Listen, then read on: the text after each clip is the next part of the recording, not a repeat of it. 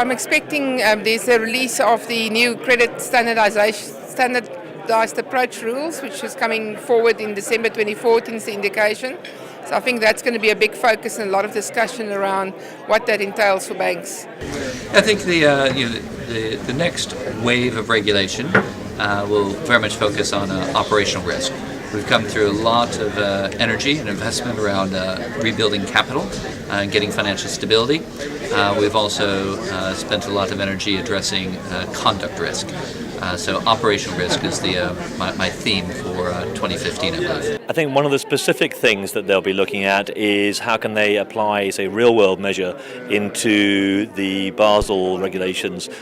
They are specified already, but it's not easy for many institutions to actually apply them at the moment. So that'll be one of the sort of very specific requirements that they'll be looking to apply. I think they're very much looking at risk from a governance perspective, and they've done a lot of bottom-up focus in the past, be that credit or whatever, but they're really looking from a top-down, so from the board, from the CRO perspective, and looking at how they're oversighting and challenging the organisation and managing risks from that perspective. I think the regulators should stop focusing on what has happened and on trying to prevent a repeat of 2007 or a repeat of 2008, because that has happened. It's unlikely to happen again. There'll be some new crisis, and I think regulators should be more creative around potential scenarios and trying.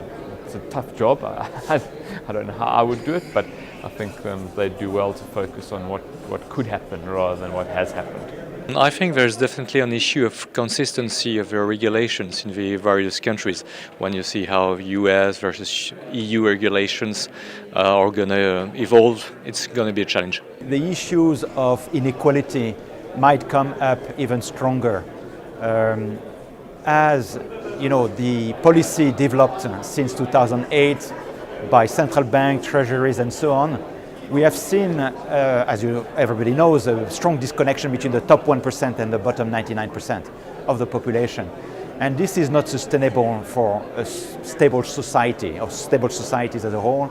And is going to come more and more as a serious problem that are going to push regulators to do something about it. So it's an important question. Well, I think that the takeaway from yesterday, and my own opinion, will be that the UK, Europe and the US, the regulators are going to work more together, taking the strength from each other and being a more single regulatory focus instead of the version that they now have between the UK, Europe and the US. Makes it at least a lot easier for being regulated. Well, I hope that the regulators' next big focus will be simplification. Today, if you add up all the regulations, the banks will end up just collecting deposits and investing them into sovereign bonds, which is obviously not the way they can help the economy grow. So once there will be a better connection between the role of the bank and the need of the needs of the economy, then probably we will focus towards more simplification. Well, actually, we've seen the speed of regulatory changes increases dramatically.